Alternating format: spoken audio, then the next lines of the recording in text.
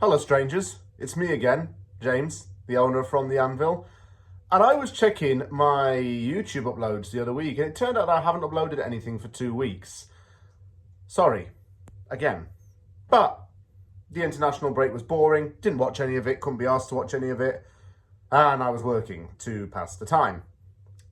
We've only got around 8 games left. Is it 8 games? Yeah, it's 8 games now. It's 8 games till the end of the season, and for a lot of teams in the bottom half of the table, you're thinking it's crunch time.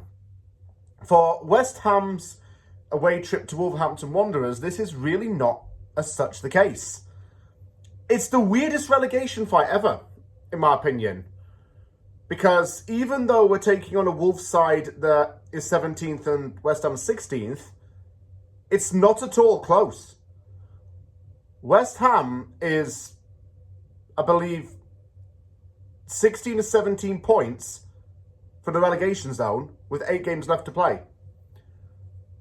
And we don't even have it that bad. Leicester's got to play a lot of top 6 teams from now till the end of the season. Ipswich has to play West Ham on the final day of the season. We've still got to play Southampton. Southampton's a team that doesn't concern me because if it loses one more game, it mathematically cannot catch up to West Ham. If we beat Wolves and Ipswich and Leicester lose, they have to win every single one of their last remaining fixtures in order to have a chance of staying up. I want to start this video by giving you a bit of a setting for the relegation battle, because I was a bit nerdy and I did do my maths and I looked at the table quite a bit. I'm looking forward to having some Premier League action back, all stats aside. And West Ham playing Wolves is often a pretty decent fixture at Molineux. I've been looking at the previous results that we've taken away from there. Who remembers a 3-2 win during lockdown where Jesse Lingard scored a goal of the month? And Fornals and Bowen also topped off the scoring. Who remembers last season when James Ward-Prowse scored from an indirect free kick and Max Kilman had a header disallowed in injury time? Little did he know that he'd end up leaving the Black Country and coming to East London a few months later. I would sympathise with Wolves in a lot of ways. That club has reached the heights of European football before, but it's got a bad owner and a very bad transfer policy.